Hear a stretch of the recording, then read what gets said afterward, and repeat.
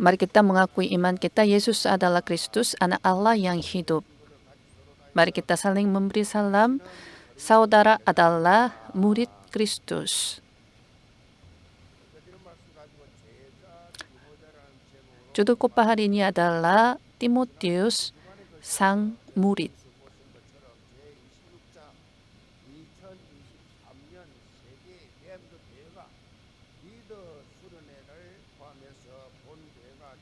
Murid sang Timotius. Bacaan hari ini diambil dari Kisah Para Rasul 16 ayat 1 sampai dengan 5. Selama 2 minggu kemarin, Retreat Pemimpin Remnant dan Konferensi Remnant sedunia telah diadakan dengan tema Pemimpin dari Pengintai dan 25 jam baptisan Remnant. Sekitar 30.000 orang hadir sambil menikmati kerohanian, kemeriahan lebih panas daripada cuaca.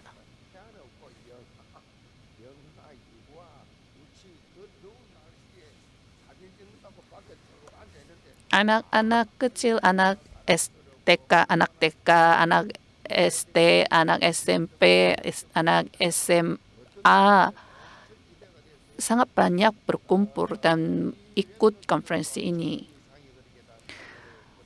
Anggota gereja Yewon, anaknya 1.000 orang berkumpul dan mengikuti konferensi ini.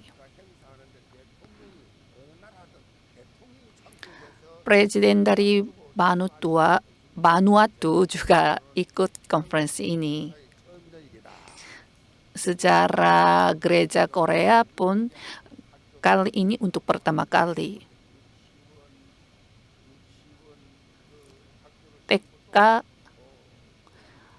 Kami membangun TK di negara Vanuatu. Seorang anaknya mati di kasus kebakaran di daerah Gyeongbu. Waktu itu dia menyumbangkan persembahan uangnya dari insuransi untuk membangun sekolah di Vanuatu. Karena anak itu berdoa untuk menjangkau orang Muslim.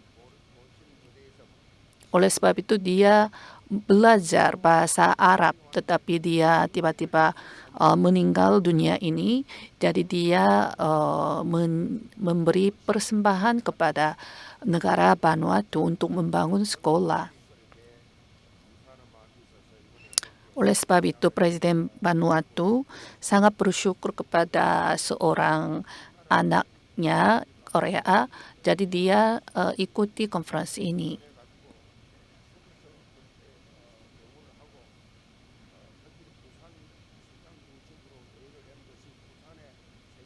Gubernur Kota Busan memandu Presiden Vanuatu. Secara politikus, Saudi dan negara yang lain sedang melawan, memberontakkan.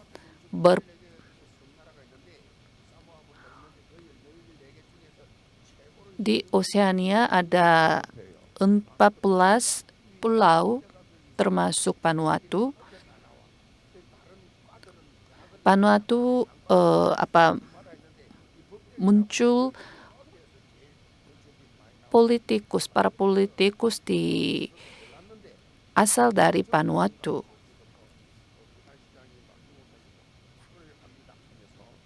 Kota Busan meminta kepada pendeta Ryu untuk memihak Vanuatu.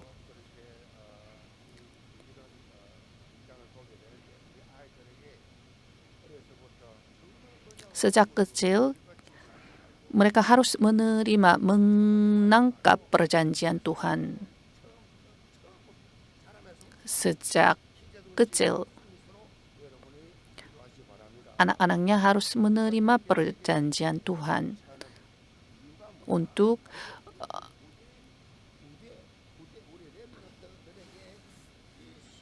Alasan mengapa kita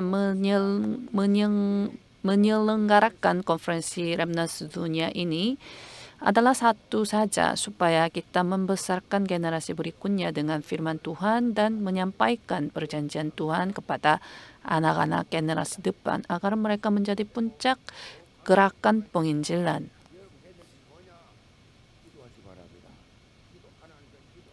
Berdoa saja untuk anak-anak generasi berikutnya. Mereka bisa jadi tokoh utama di gerakan yang menyelamatkan 237 bangsa dan 5.000 suku. 2 orang tua pun tidak pernah jatuh. Jadi hanya berdoa saja untuk anak-anaknya. Doa seperti apa? Doa yang memegang perjanjian. Oleh sebab itu, konferensi ini berfokus pada hanya firman Tuhan saja. Ketika Remnant membangun baptisan CVDIV 24, 25, dan kekal dengan teguh, ketika Remnant berdiri di setiap bidang sebagai puncak summit, ada harapan demi gerakan Injil ke masa depan.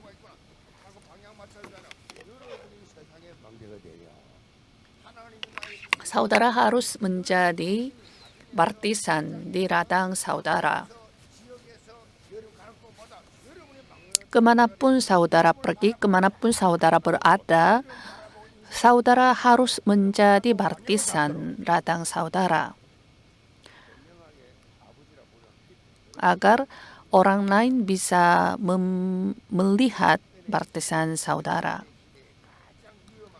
Peter Drucker yang dianggap sebagai guru administrasi bisnis mengatakan seperti ini.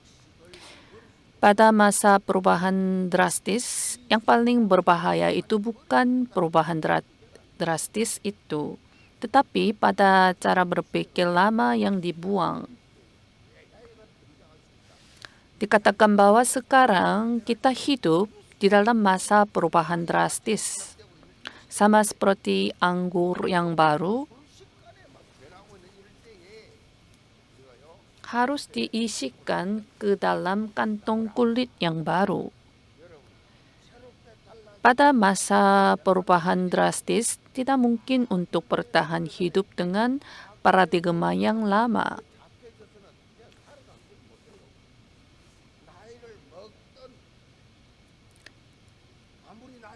Walaupun orang tua mengubah paradigmanya berubah, itu bukan orang tua. Kalau tidak bisa keluar dari paradigma yang lama, kita tidak bisa jadi tokoh utama di zaman ini. Sebenarnya di masa lalu, kekristenan selalu menunjukkan paradigma baru yang mendahului zamannya. Di masa lalu, kekristenan adalah pusat produk peradaban baru. Gereja adalah saluran penyebaran untuk pendidikan, budaya, masyarakat, termasuk olahraga dan kegiatan lainnya. Gereja membangun rumah sakit dan gereja membangun sekolah. Misionaris dari luar negeri datang ke Korea, kemudian mereka membangun rumah sakit dan sekolah. Kemudian menjahit pakaian ini, membuat pakaian juga. Gereja adalah saluran untuk menerima budaya yang baru, pendidikan yang baru.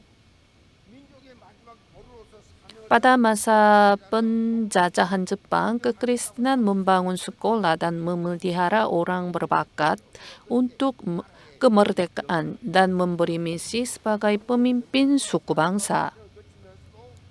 Meskipun gereja menghadapi perang Korea dan industrialisasi, gereja terus memberi budaya baru. Singkatnya, gereja berperan sebagai pemimpin perubahan dan inovasi. Tapi bagaimana sekarang? Sayangnya sekarang gereja disingkirkan oleh orang-orang yang tidak percaya. Ketiga organisasi mengalahkan gereja.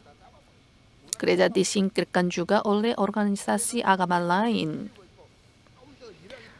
Secara nyata, gereja sedang diinjak-injak seperti garam yang telah kehilangan rasanya di dunia. Kita harus mengubah situasi zaman saat ini. Kita harus menjadi prajurit Kristus yang kuat untuk membalikkan situasi ini dengan sepenuhnya. Untuk itu, kita harus membesarkan anak-anak kita sebagai 7 remnant di dalam Alkitab.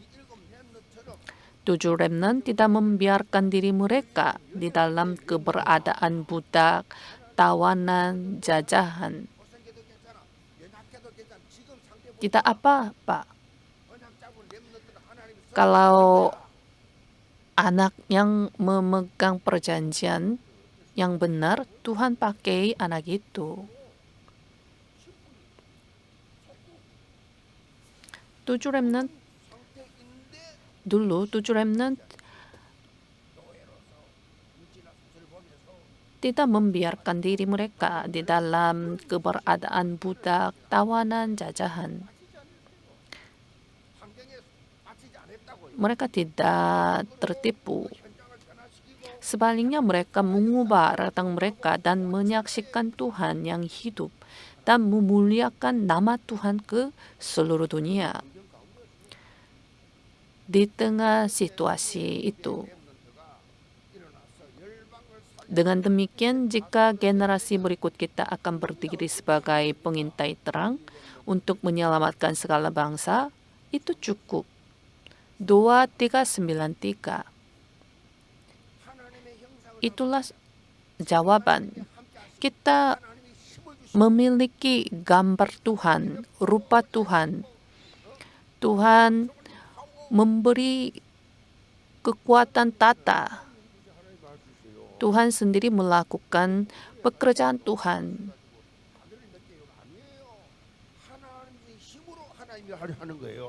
Dengan kekuatan Tuhan kita melakukan pekerjaan Tuhan.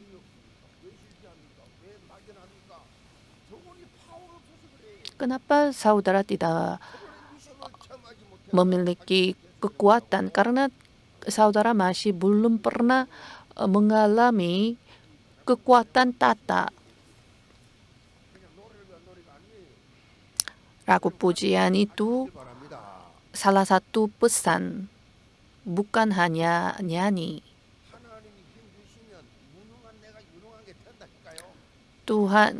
Ketika Tuhan memberi kekuatan, yang kecil menjadi yang besar, yang lemah menjadi yang kuat. Walaupun budak, walaupun tawanan, walaupun jajahan, mereka akan menjadi pemimpin karena Tuhan memberi kekuatan tata. Semuanya di dalam tangan Tuhan.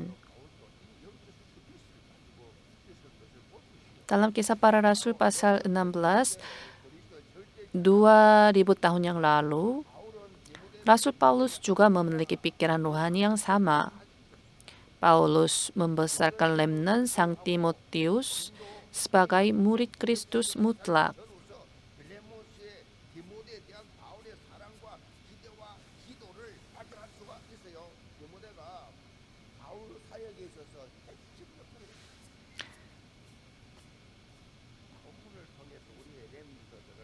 Timotius berperan penting untuk pelayanan Paulus. Saya memberkati setiap jemaat gereja Yewon. Saudara menjadi tokoh utama dari 3 gerakan.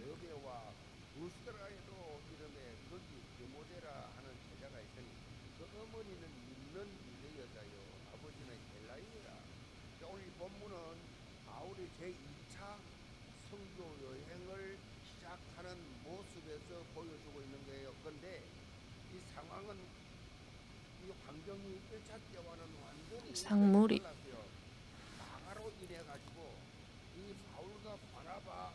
Pokok bahasan yang pertama adalah pentingnya sampaikan perjanjian. Mulai dari teks hari ini menunjukkan perjalanan misi Paulus yang kedua. Namun situasi dan kondisinya sangat berbeda dengan perjalanan misi yang pertama. Markus menyebabkan perselisihan antara Barnabas dan Paulus. Keduanya akhirnya berpisah. Barnabas membawa Markus juga sertanya berlayar ke Pulau Siprus. Tetapi Paulus memilih Silas dan datang juga ke Derbe dan ke Listra yang telah kunjungi dalam perjalanan misi pertama mereka. Paulus dan Silas datang lagi untuk menguatkan iman mereka yang telah mendengar Injil, untuk meneguhkan baptisan yang telah dibangun di ladang. Yang pertama adalah Timotius. Timotius menerima Injil selama perjalanan misi Paulus yang pertama. Pada waktu itu, Paulus melakukan mujizat membangkitkan orang lumpuh di Listra. Jadi orang-orang wilayah itu menganggap Barnabas dan Paulus sebagai dewa Zeus dan dewa Hermes. Lalu mereka ingin menyembah kepada Barnabas dan Paulus. Sambil merobek pakaian mereka, Barnabas dan Paulus langsung memberitakan Injil yang benar, supaya mereka memuliakan satu-satunya Tuhan Allah yang hidup, bukan kepada manusia atau berhala, serta fenomena yang kelihatan mata.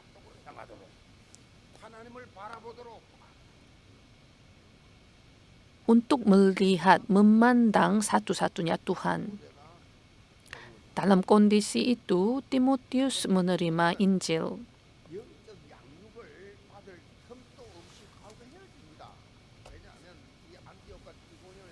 Tetapi Timotius harus berpisah dari Paulus sebelum menerima makanan rohani dan pelatihan rohani, karena datanglah orang-orang Yahudi dari Antioquia dan Ikonium dan mereka membujuk orang banyak itu memihak mereka.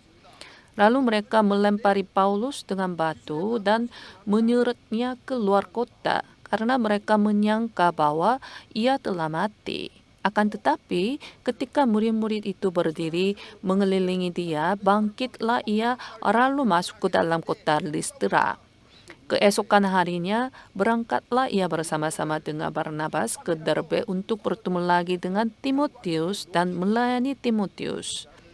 Seorang sarjana Alkitab mengatakannya seperti ini.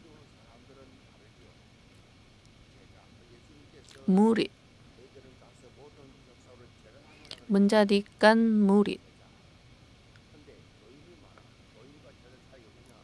Jemaat dan muridnya berbeda. Anggota gereja, jemaatnya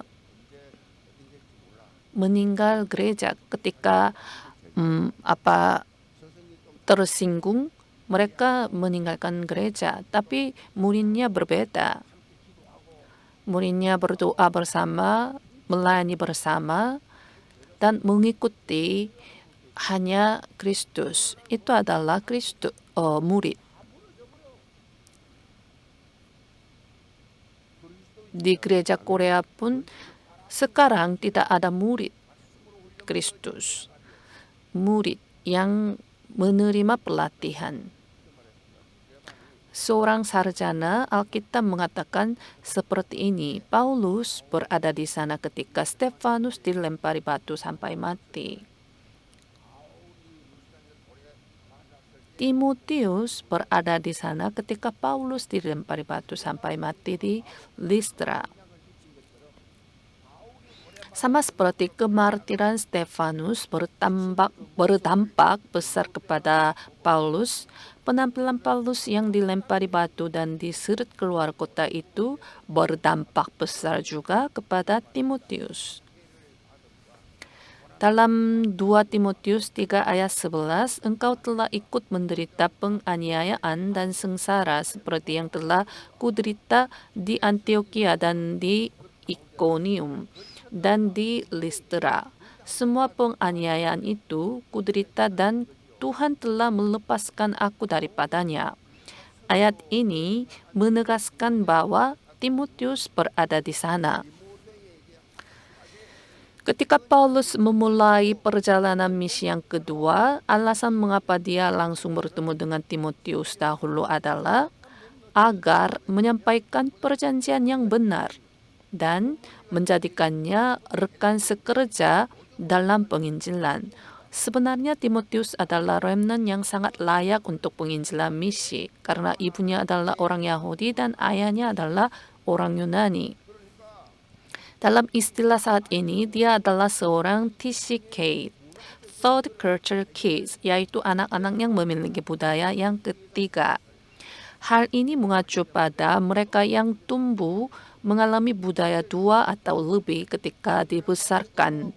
Karena mereka tahu berbagai bahasa dan budaya yang berbeda, ketika mereka terukir dengan Injil, berakar dalam Injil, memiliki kebiasaan Injil, mereka akan dipakai sebagai misionaris yang berharga.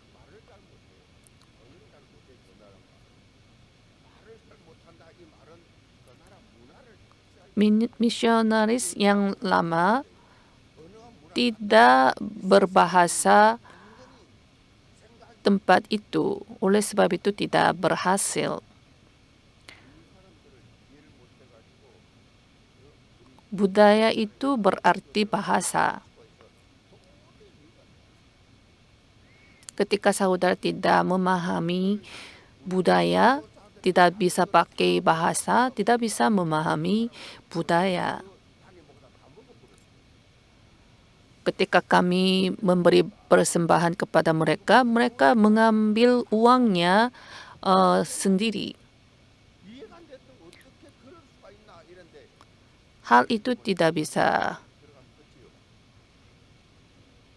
masuk akal, tetapi budayanya berbeda.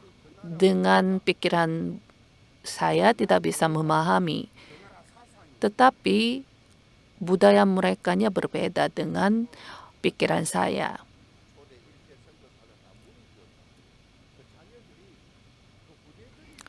Misionaris yang pertama adalah menjadi pintu, tetapi generasi berikutnya, anaknya mereka adalah akan menjadi misionaris yang sejati.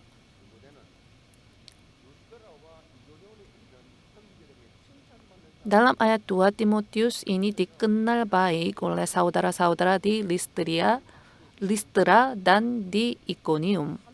Ketika kita menjalani kehidupan beriman, ada dua hal yang penting. Kita pun dikenal baik di hadapan Tuhan maupun di hadapan orang-orang sekitar kita. Sebenarnya ini adalah sisi dari uang logam yang sama.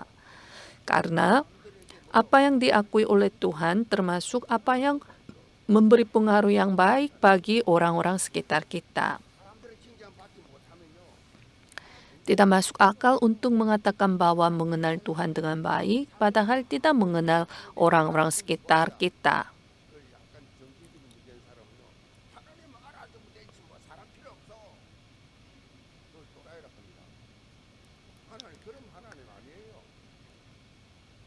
Jika kita tidak memancarkan keharuman Kristus dalam hidup kita, pekerjaannya tidak akan terjadi meskipun kita sering katakan Injil dengan mulut.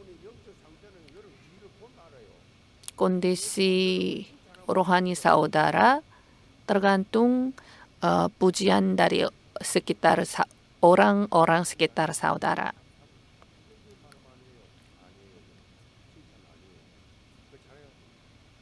Jangan memakai perkataan negatif. Mengikati atas, ikati bawah. Ikati surga, ikati bumi. Lepas di surga, terlepas di bumi.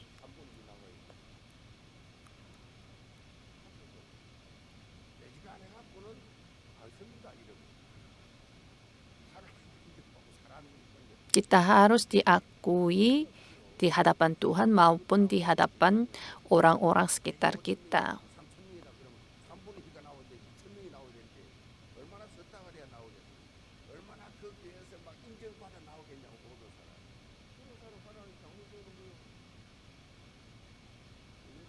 Tuhan memakan penatua yang orang yang reputasinya baik di gereja.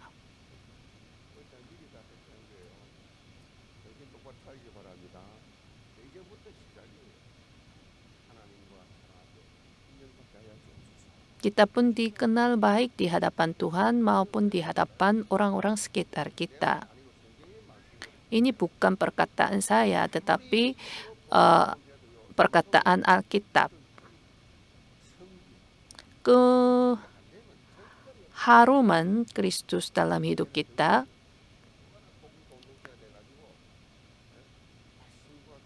pekerjaannya tidak akan terjadi jika kita tidak memancarkan keharuman Kristus dalam hidup kita. Pekerjaannya tidak akan terjadi meskipun kita sering katakan Injil dengan mulut.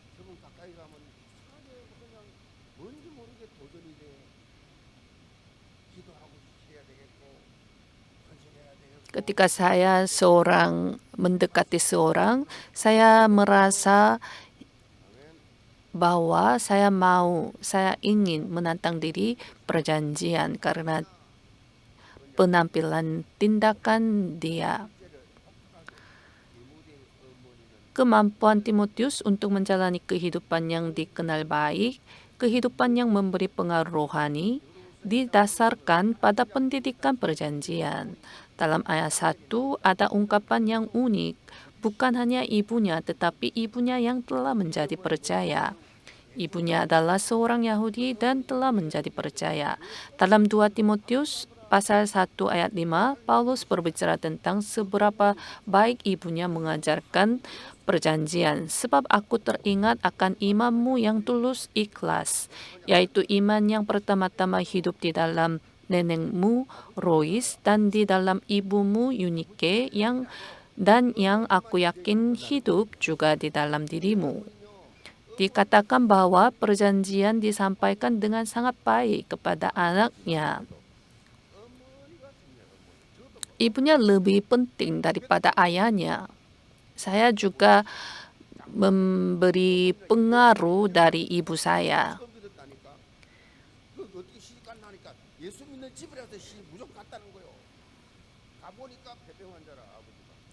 Ibu saya menikah ayah saya karena keluarga ayahnya percaya kepada Yesus Kristus. Oleh sebab itu ibunya menikah ayah saya.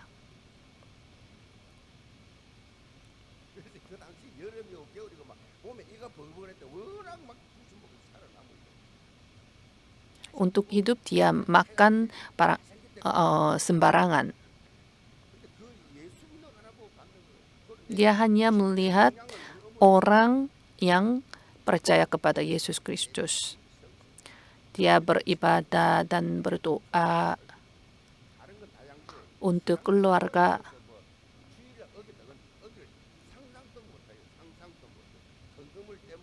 Tidak bisa terduga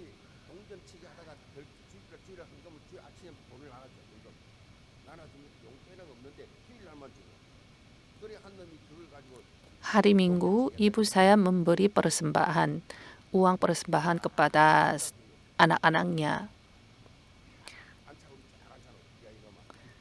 Kalau tidak memberi persembahan dan menggunakan untuk membeli makanan, waktu itu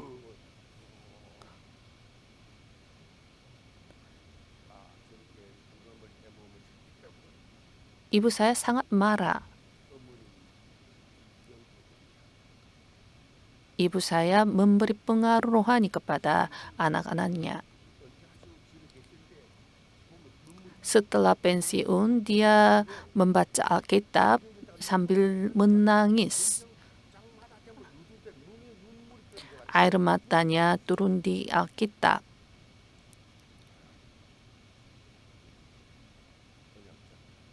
menyampaikan perjanjian Tuhan. Itu sangat penting. Apakah saudara sedang menyampaikan perjanjian Tuhan kepada anak-anak saudara? Dalam 2 Timotius 3 ayat 14 sampai dengan 17, tetapi hendaklah engkau tetap berpegang pada kebenaran yang telah engkau terima dan engkau yakini dengan selalu mengingat orang yang telah mengajarkannya kepadamu. Ingatlah juga bahwa dari kecil engkau sudah mengenal kitab suci yang dapat memberi hikmat kepadamu dan menuntut engkau kepada keselamatan oleh iman kepada Yesus Kristus. Segala tulisan yang diilhamkan Allah memang bermanfaat untuk mengajar, untuk menyatakan kesalahan, untuk memperbaiki kelakuan, dan untuk mendidik orang dalam kebenaran. Dengan demikian, tiap-tiap manusia kepunyaan Allah diperlengkapi untuk setiap perbuatan baik. Singkatnya, ketika perjanjian firman Tuhan menyampaikan dengan baik dan terukir, berakar, dan terjadi kebiasaan, kita akan memiliki kekuatan untuk melakukan pekerjaan yang baik dari Tuhan Allah. Oleh sebab itu, kita melakukan gerakan remnant untuk menyampaikan perjanjian yang benar dan untuk membangun baptisan Kristus yang teguh. Seorang futuris bernama Alvin Toffler menyebutkan konsep pengetahuan yang tidak berguna dalam buku berjudul Kekayaan Masa Depan.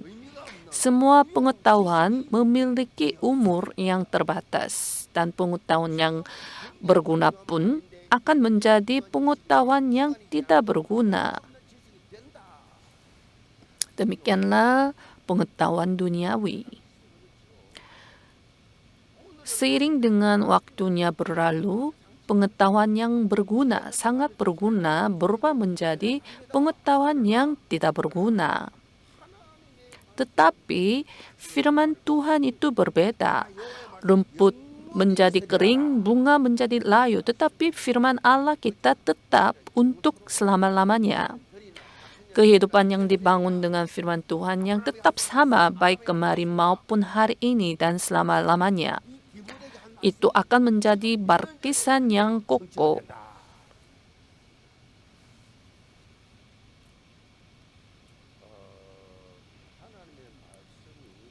Firman Tuhan pasti akan digenapi.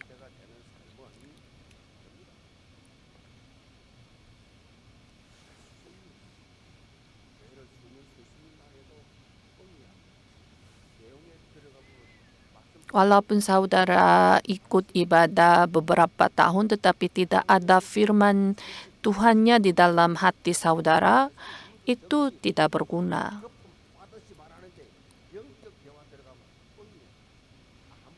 Secara omong rohani, kita tidak bisa berkomunikasi.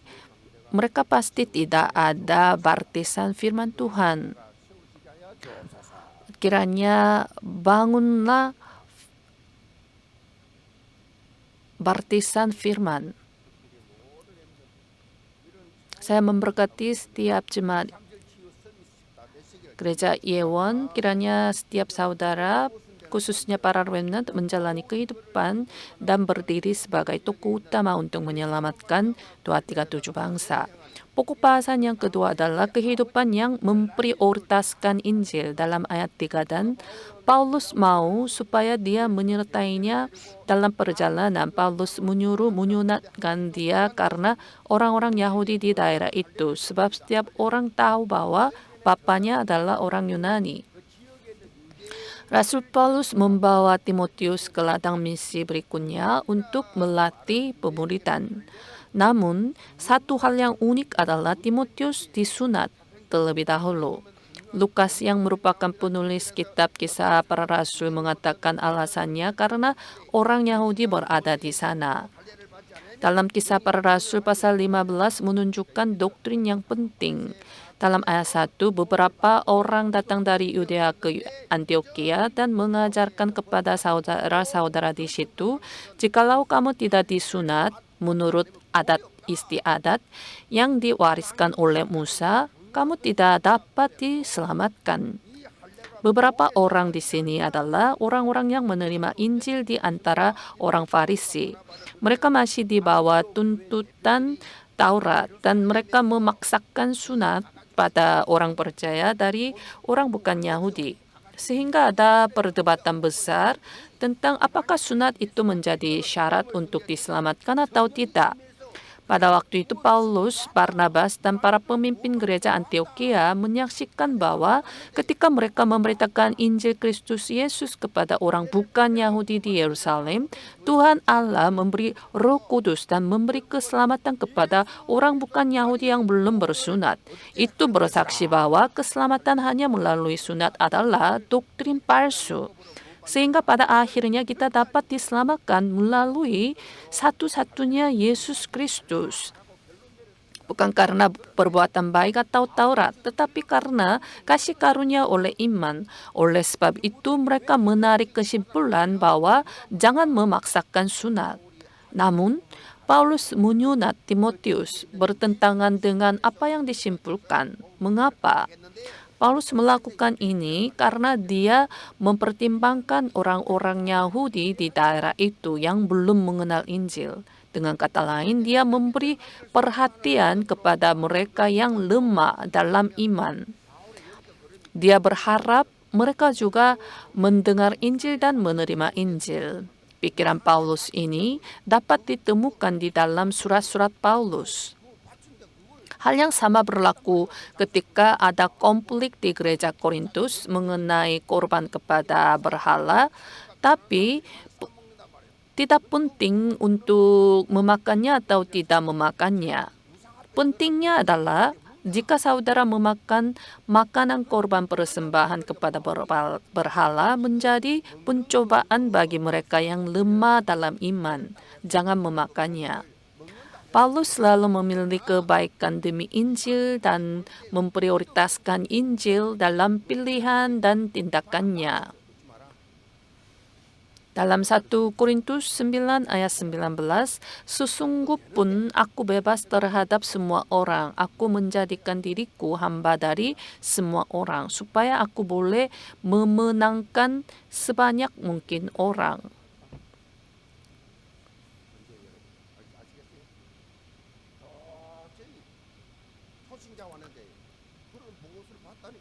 Saudara bisa minum minuman alkohol, tetapi kalau ada anggota baru, dia kejut, kagum karena mereka orang Kristen pun minum minuman alkohol. Waktu itu jangan minum minuman alkohol karena ada anggota baru.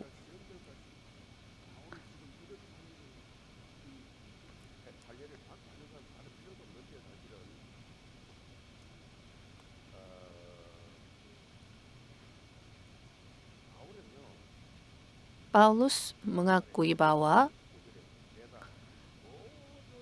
dalam 1 Korintus 9 ayat 19, sesungguh pun aku bebas terhadap semua orang. Aku menjadikan diriku hamba dari semua orang supaya aku boleh memenangkan sebanyak mungkin orang. Paulus mengakui bahwa kepada orang-orang Yahudi, ia telah menjadi seperti orang-orang Yahudi. Dan kepada mereka yang berada di bawah hukum Taurat, ia tidak berada di bawah hukum Taurat, tetapi ia telah menjadi seperti orang-orang yang berada di bawah hukum Taurat. Supaya dapat menyelamatkan mereka yang lemah. Paulus melakukan segala sesuatu karena Injil. Supaya Paulus mendapat bagian dalamnya. Paulus membuat Timotius disunat agar apapun tidak menjadi halangan untuk memberitakan Injil kepada orang Yahudi. Pola pikir Paulus yang memprioritaskan kebaikan Injil ini pasti akan terukir pada Timotius. Timotius pasti teringat-ingat ketika dia melakukan apapun. Ada pepatah seperti ini, anak-anak mempelajari sambil melihat penampilan belakang orang tua mereka. Bukan hanya orang tua saja, remnant akan menerima pengaruh melalui tindakan dan pikiran kita juga. Saya memberkati setiap jemaat gereja Yewon. Kiranya saudara mendapat bukti untuk membesarkan anaknya sebagai elit Injil, puncak rohani, puncak budaya, puncak keahlian melalui kehidupan saudara yang memprioritaskan Injil. Amin. Sebagai kesimpulan, Timotius yang melayani bersama Paulus dalam perjalanan misi yang kedua mengabdikan dirinya untuk penginjilan Makedonia dan melayani di Tesalonika sesuai dengan arahan Paulus.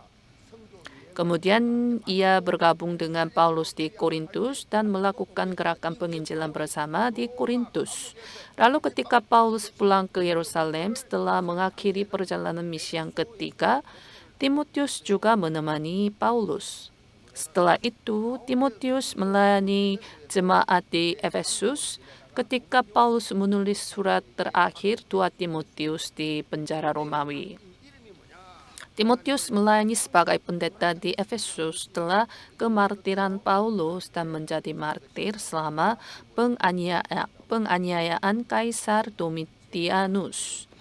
Timotius menjalani kehidupan yang paling memuliakan sesuai dengan makna nama Timotius, murid.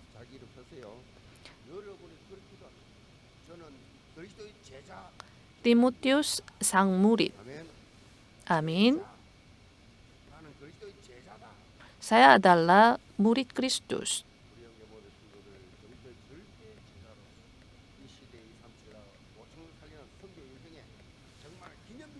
Saya memberkati setiap jemaat gereja Yewon, kiranya saudara dapat menjadi murid Kristus mutlak untuk menyelamatkan 237 bangsa dan 5.000 suku. Mari kita berdoa. Kami mengucap syukur kepada Allah Tritunggal yang telah menyelamatkan kami yang telah berdosa. Kiranya langkah-langkah kami menjadi murid Kristus yang memberitakan Injil kepada jiwa-jiwa yang belum mengenal Tuhan. Dan sampaikan perjanjiannya yang benar kepada anak-anak kami. Kami berdoa dalam nama Yesus Kristus. Amin.